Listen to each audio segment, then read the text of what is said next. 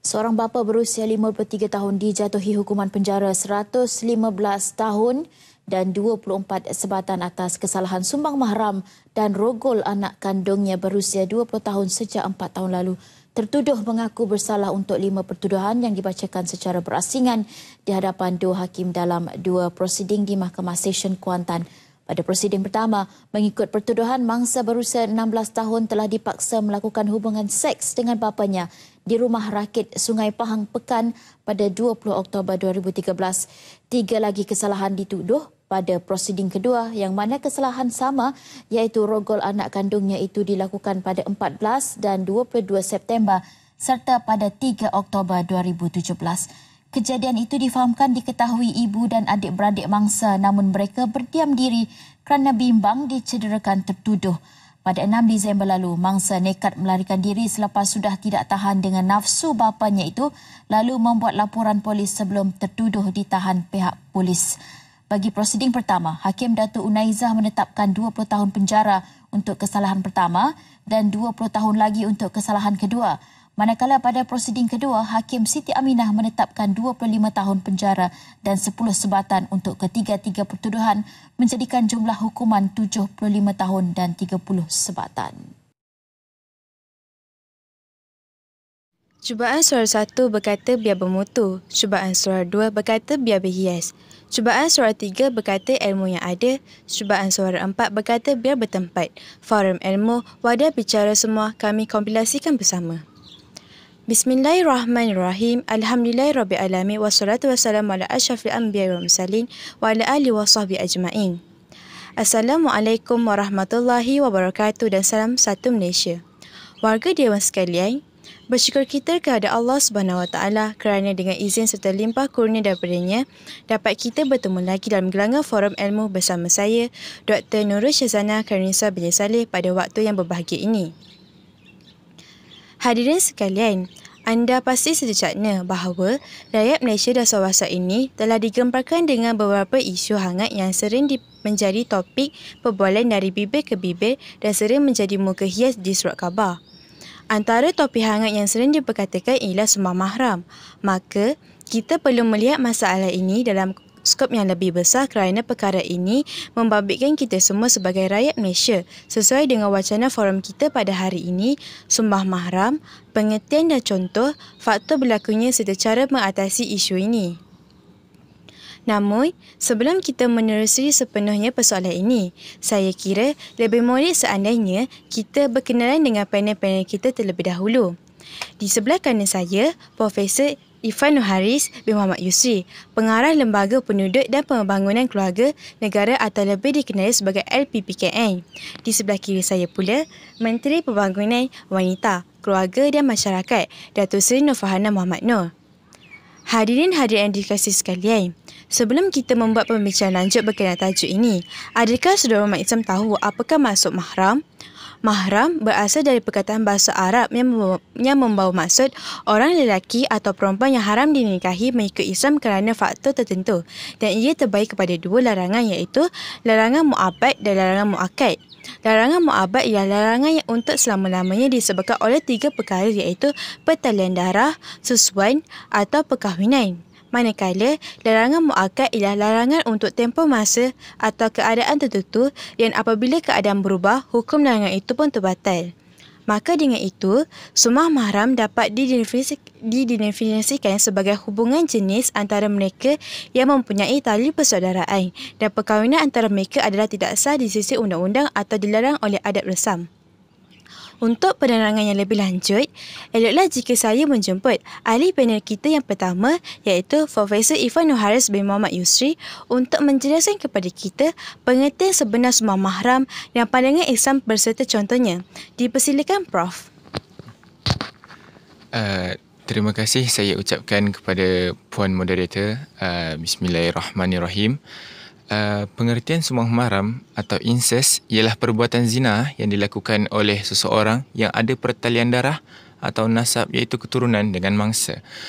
Sumbang mahram ini juga dapat didefinisikan sebagai hubungan sejenis antara mereka yang mempunyai tali persaudaraan dan perkahwinan antara mereka adalah tidak sah di sisi undang-undang atau dilarang oleh adat resam dan agama.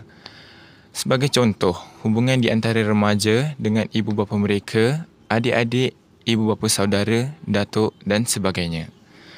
Dalam Islam, orang yang tidak bertanggungjawab dari melakukan perbuatan sembang mahram ini akan dilaknat oleh Allah dan tidak diberkati di dunia maupun di akhirat.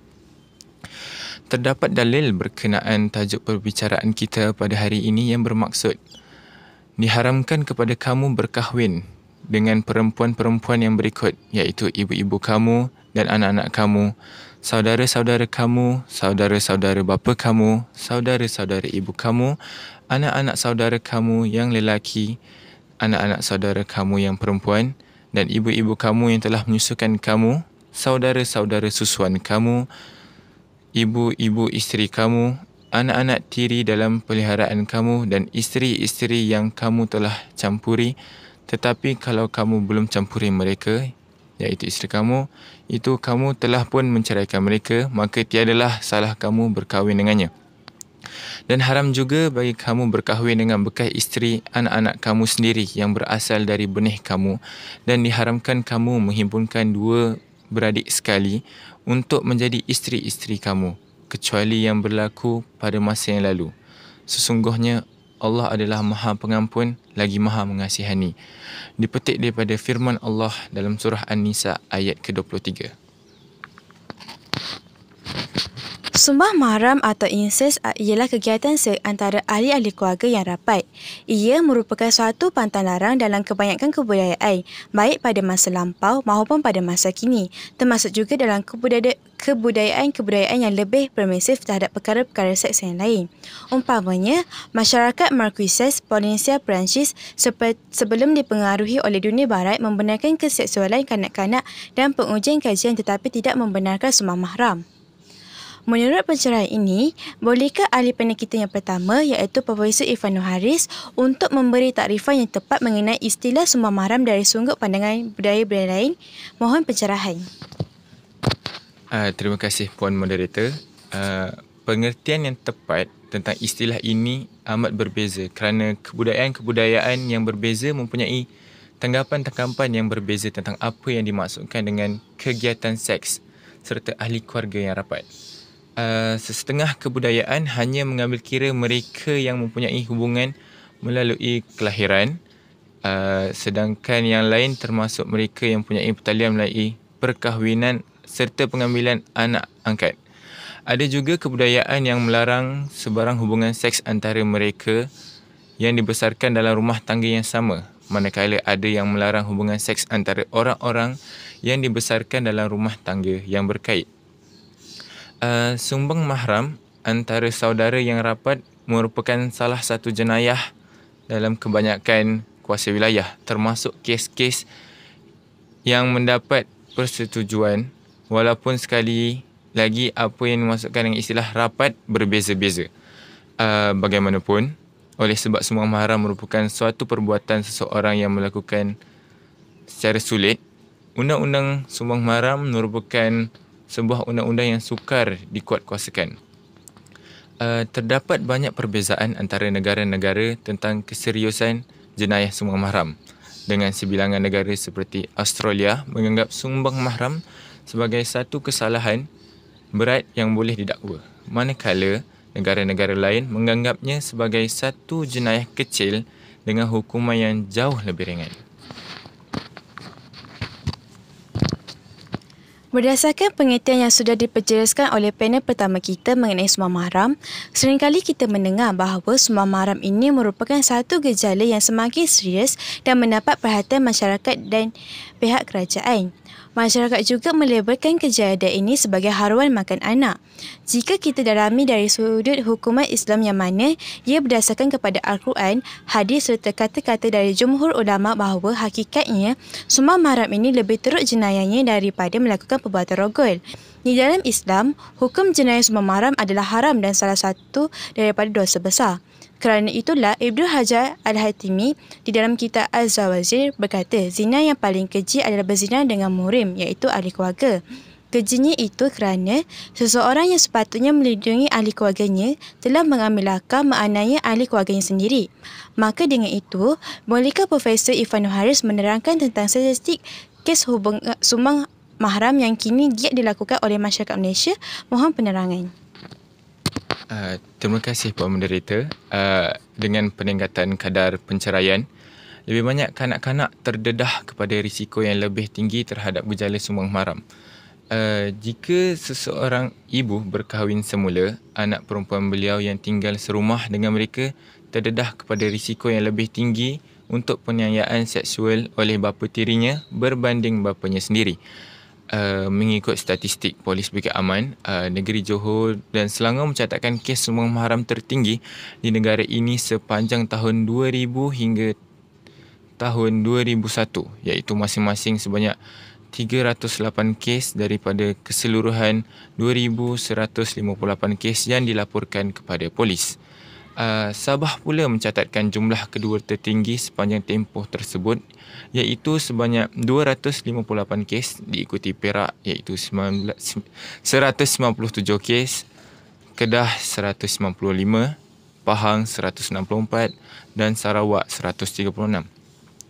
Negeri Terengganu pula mencatatkan sebanyak 109 kes, Kelantan 107, Negeri Sembilan 102, Melaka 101, Kuala Lumpur 96, Pulau Pinang 59 dan Perlis sebanyak 18 kes.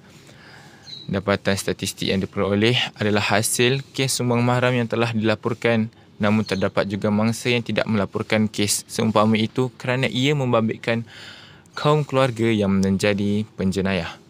Besar kemungkinan juga mangsa akan dibunuh kerana penceroboh atau penjenayah takut ditangkap kerana ada saksi. Satu lagi penemuan data yang menunjukkan penerangan pada tahun 2000 di mana 258 kes penderaan seksual kanak-kanak telah dilaporkan. Ini bermakna purata 21 kes sebulan dan banyak lagi kejadian kes yang tidak dilaporkan. Apa yang menakutkan daripada laporan itu adalah kebanyakan jenayah terhadap kanak-kanak dilakukan oleh insan terhampir dengan mereka sendiri, iaitu bapa tiri, abang, datuk atau bapa saudara. Hadirin dan hadirat yang saya hormati sekalian, sudah terang lagi bersuluh bahawa kes sumbang mahram merupakan kes yang sering dilakukan oleh masyarakat kini tanpa mengira agama, bangsa dan budaya. Statistik telah menunjukkan bahawa kes ini merupakan kes yang amat dikhawatiri oleh setiap masyarakat kerana ia melibatkan darah daging sendiri. Secara umumnya, berdasarkan kepada pandangan Islam terhadap jenayah sumbang mahram, dapatlah saya simpulkan bahawa jenayah ini adalah kesalahan yang amat berat di sisi agama. Hukuman yang dikenakan ke atasnya adalah setimpal dengan kecil dan hinanya jenayah tersebut. Sebahagian pihak yang mahu agar hukuman ini diringankan atas dasar dan insan telah pun diperingatkan oleh Allah agar tidak sesekali melakukan demikian. Firman Allah yang bermaksud, dan janganlah kamu dipengaruhi oleh perasaan belas kasihan terhadap keduanya dalam menjalankan hukuman agama Allah, jika benar kamu beriman kepada Allah dan hari akhirat. Surah An-Nur ayat 2. Maka hanya demikian, adakah hadirin dan hadirat tahu apakah faktor sebenarnya yang menyebabkan sumbang mahram ini berlaku? Oleh sebab itu, saya kira lebih molek untuk saya menunjukkan soalan tersebut kepada ahli panel kita yang kedua, iaitu Datuk Seri Nurfana Muhammad Nur. Dipersilakan. Terima kasih atas soalan yang diajukan oleh Puan Moderator kita. Bismillahirrahmanirrahim, ahli panel dan sidang hadirin yang dihormati. Soalan yang amat menarik juga ya dari Puan Moderator. Saya akan menerangkan satu persatu dengan lebih terperinci bagi merungkai persoalan tersebut. Harapkan pagar makan padi. Apa dah jadi dengan hidup hari ini? Itulah bait-bait lirik lagu bertajuk Pagar Makan Padi yang didendangkan oleh saudara Razak Ahmad yang berjaya ke juara lagu pada tahun 1992. Pada 2019, bilangan kes sumbang mahram dituduh di mahkamah meningkat berbanding kes yang direkodkan pada tahun 2018. Laporan daripada kementerian ini iaitu Kementerian Pembangunan Wanita, Keluarga dan Masyarakat serta Polis Diraja Malaysia PDRM berkaitan kes sumbang mahram mendapati 3,272 kes dilaporkan dalam tempoh 2006 sehingga 2015. Perangkaan itu membimbangkan pelbagai pihak walaupun ia tidak menggambarkan situasi sebenar jumlah kes sumbang mahram di negara ini kerana hanya 1 daripada 3 kes sumbang mahram dilaporkan. Selebihnya sepi layu di Tasik Madu. Masalah ini wujud akibat didorong sikap golongan dewasa yang membina institusi keluarga atas nilai yang rapuh, kemudian melahirkan anak-anak dalam bahang kepanasan pergolakan rumah tangga. Islam memandang sumbang mahram sebagai haram dan zina yang paling dikeji kerana seseorang yang sepatutnya melindungi keluarga menganiaya ahli keluarganya sendiri. Tidak hairanlah, sebelum ini ada dalam kalangan ahli Dewan Rakyat menggemparkan Dewan dengan mencadangkan kepada kerajaan untuk menghukum pelaku sumbang mahram dengan mencucuk pelaku terbabit dengan besi yang panas. Mengikut teori perolehan mudah, seseorang itu akan kerap melakukan sesuatu perkara apabila ia mudah untuk melakukannya. Pasangan ibu bapa yang sibuk bekerja ditambah pula dengan kemelut di muara kasih yang berlaku di antara pasangan suami dan isteri membuka ruang terjadinya perlakuan sumbang mahram. Diburukkan dengan situasi di mana lebih kurang 6 juta wanita di Malaysia berstatus keluarga sandwich, di mana bukan sahaja terpaksa menanggung beban menyara anak di rumah, malah mereka juga terpaksa menjaga ibu bapa secara serentak. Ada juga wanita yang terpaksa bekerja shift malam untuk menyara keluarga dan membuka ruang kepada sang suami untuk berbulan madu bersama anak di rumah. Tanpa menafikan sumbang mahram turut berlaku dalam kalangan penduduk kelas atasan, kes sumbang mahram kebanyakannya membabitkan keluarga yang mempunyai tahap ekonomi yang rendah. Keadaan rumah yang sempit seperti rumah setinggan di bandar dan estet di mana kekurangan bilik tidur mengundang kepada bahana sumbang mahram. Bayangkan, jika rumah 2 bilik ini didiami antara 8 hingga 10 ahli keluarga, ia boleh menyebabkan kurangnya privasi dalam kalangan ahli keluarga.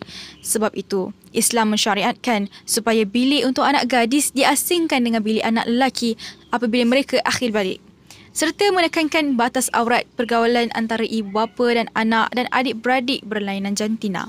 Perasaan malu mendahkan aurat tu perlu ditekankan sejak anak kecil lagi. Islam juga mengajar batasan bagi anak-anak untuk tidak boleh masuk ke bilik ibu bapa mereka sesuka hati apabila mereka sudah mumayyiz, apatah lagi setelah balik. Bagi penulis, bagi saya, apa-apa tindak tanduk dan kelakuan seseorang itu berlandaskan kepada keimanan seseorang itu.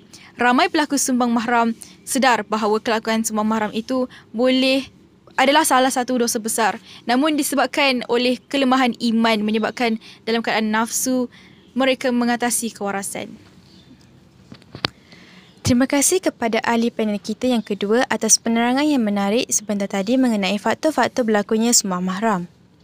Mesti hadirin dan hadirat sedecaknya bahawa sumbang mahram ini berlaku disebabkan institusi keluarga yang berbelah bagi, malah keadaan rumah itu sendiri dapat dijadikan sebagai asbab berlakunya kes ini.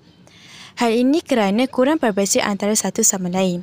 Akan tetapi, faktor ini boleh diatasi oleh setiap lapisan masyarakat sekiranya mereka peka akan keadaan yang terjadi di sekelilingnya. Oleh hal yang demikian, saya ingin mengajukan soalan kepada ahli panel kedua kita iaitu Datuk Nur Farhana yang berbunyi, apakah cara yang boleh dilakukan untuk mengatasi sumbang mahram ini daripada berlaku? Mohon penjelasan. Terima kasih Puan Moderator. Bismillahirrahmanirrahim. Ahli panel yang saya kasih sekalian, tidak ada cara lain. Seseorang itu perlu mempertingkatkan keimanan mereka dengan cara sentiasa mendekatkan diri kepada Allah Subhanahu Wa Taala.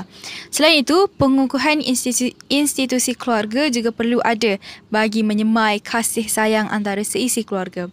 Komunikasi yang baik itu perlu bagi memastikan hubungan mahram sesama keluarga tidak berlangsung dengan cara yang menjengkelkan. Pasakan ke dalam minda setiap ahli keluarga bahawa mereka berkongsi DNA yang sama dan sudah pasti mereka tidak boleh mencemarinya. Dari sudut fizikalnya, dasar perumahan negara yang ada sudah menggariskan bahawa setiap rumah perlu ada sekurang-kurangnya 3 bilik. Rumah kos rendah yang hanya memiliki 2 bilik perlu diperhalusi semula untuk mengelakkan berlakunya sumbang mahram. Tidak guna jika kita menyediakan rumah kepada rakyat, tetapi seperti menarik kain singkat, tarik di atas nampak di bawah, turun ke bawah nampak di atas. Sudah pasti kerajaan sedia ada ke arah memastikan rakyat hidup dalam keadaan yang selesa. Bukan itu sahaja, jika berlaku kejadian sumbang mahram, mangsa perlu berani melaporkan kejadian itu kepada pihak berkuasa, pihak kerajaan dan badan-badan bukan kerajaan seperti All Women's Action ataupun AWAM, AWAM, Women's Aid Organisation, Women's Centre of Change ataupun WCC, Penang dan sebagainya. Bolehlah sentiasa memainkan peranan dengan memberi pendedahan kepada orang awam secara berkala dan berterusan. Paling tidak, masukkan cara-cara mengatasi masalah sumbang mahram ini ke dalam silibus pelajaran di peringkat sekolah supaya kanak-kanak dapat membezakan yang mana satu ayah dan yang mana satu payah. Terima kasih saya ucapkan kepada ahli panel kita yang kedua atas pengkongsian yang menarik mengenai cara-cara mengatasi sumbang mahram ini. Tidak dinafikan bahawa terdapat pelbagai cara yang boleh diaplikasikan dan diadaptasikan oleh segenap masyarakat untuk mengatasi kes ini daripada berlaku. Persoalannya, adakah masyarakat akan mengambil tindakan yang sewajarnya atau hanya memandang enteng mengenai kes ini? Tepuk dada, tanya Iman. Oleh kerana masa mencuburi kita, eloklah jika kita meneruskan sesi forum kita pada pagi ini dengan sesi soal jawab. Menerusi soalan yang diajukan oleh hadirin dan hadirat melalui Instagram Live amat menarik dan menguji minda sang pendengar. Soalannya berbunyi begini. Adakah sumbang mahram ini dapat memutuskan sesuatu hubungan perkahwinan? Nampak soalan ini mudah untuk dijawab, akan tetapi jika silap memberi jawapan akan memberi pada juga. Oleh hal yang demikian, saya ingin mengajukan soalan ini kepada ahli panel kita yang pertama iaitu Profesor Irfan Nuharis bin Muhammad Yusri. Dipersilakan Prof. Terima kasih saya ucapkan kepada Puan Moderator. Soalan yang sangat menarik ya untuk dikupas. Berdasarkan mazhab Hanafi, Hambali, Imam Sufyan Al-Tarwi, Imam Al-Azawi, Ibnu Al-Qasim Al-Maliki, jatuh atau sabit pengharaman dengan zina. Malah sekiranya ciuman dan lain-lain mukadimah zina juga sudah cukup untuk jatuh pengharaman. Menurut mazhab Syafi'i dan Maliki, sumbang mahram dengan ibu mertua dan anak kandung tidak memberi apa-apa kesan terhadap hubungan pernikahan suami isteri serta tidaklah terfasakh perkahwinan mereka. Sehubungan dengan itu, hubungan perkahwinan itu tidak akan terputus jika salah satu pasangan melakukan sumbang mahram. Akan tetapi, beringatlah bahawa hukuman yang akan dikenakan oleh Allah adalah lebih besar berbanding keseronokan yang dilakukan di dunia. Terima kasih Profesor atas pengupasan yang jelas mengenai soalan yang diajukan oleh para hadirin dan hadirat yang sebentar tadi. Seterusnya, sesi soal jawab kita diteruskan lagi dengan soalan yang terakhir yang berbunyi, sekiranya terdapat mangsa yang terlibat dengan sumbang mahram, bagaimana kita dapat membantu bangsa tersebut agar perkara ini tidak berulang kembali terhadap dirinya? Oleh hal yang demikian, saya menjemput ahli panel kita yang kedua untuk menjawab persoalan ini. Dipersilakan. Terima kasih Puan Moderator. Soalan yang menarik ya dari para pendengar kita pada hari ini. Sekiranya terdapat mangsa yang terlibat dengan gejala sumbang mahram ini, disarankan agar kita membantu mangsa untuk menenangkan fikiran terlebih dahulu dan yakin pada diri sendiri bahawa dia tidak bersalah. Sejurus itu, laporkan segera kejadian tersebut di mana-mana balai polis, Jabatan Kebajikan Masyarakat atau melalui talian Nur. Sekiranya terdapat beberapa kesan luka di tubuh mangsa, dapatkan rawatan perubatan dengan segera di hospital berhampiran dan bantu mangsa untuk menjalani kehidupan normal semula dengan membenarkan luahan perasaan oleh mangsa. Akan tetapi, sekiranya mangsa enggan untuk memberi penerangan tentang kejadian tersebut, jangan memaksa mangsa untuk memberikan maklumat. Malahan kita perlu terus memberi sokongan dan keyakinan sehingga mangsa berasa selamat. Harap penerangan yang diberikan dapat menjawab soalan yang diajukan sebentar tadi. Terima kasih ya Datuk Nur Farhana atas jawapan yang diberikan sebentar tadi. Maka dengan sesi soal jawab yang berlangsung sebentar tadi, sedar tidak sedar bahawa kita sebenarnya berada di penghujung acara. Diharapkan para pendengar dan penonton yang setia mendengar forum ini dari awal hingga akhir, sentiasa diberkati oleh Allah serta dilindungi olehnya dari segala tipu daya dunia. Akhir kata dari saya, 10 jari disusun memohon ampun dan maaf andai ada terlanjur kata terkasar bahasa sehingga menimbulkan ketidakpuasan hati. Saya memohon beribu-ribu kemaafan dan saya ucapkan ribuan terima kasih atas kehadiran hadirin dan hadirat dalam sesi forum kita kali ini. Semoga kita dapat berjumpa lagi pada sesi forum yang akan datang. Hadirin dan hadirat, serangkap pantun saya berikan sebagai penutup. Ayam hutan terbang ke hutan, tali tersangkut pagar berduri. Adik bukan saudara bukan, hati tersangkut kerana budi. Sekian, wabillahi taufiq wa hidayah. Assalamualaikum warahmatullahi wabarakatuh.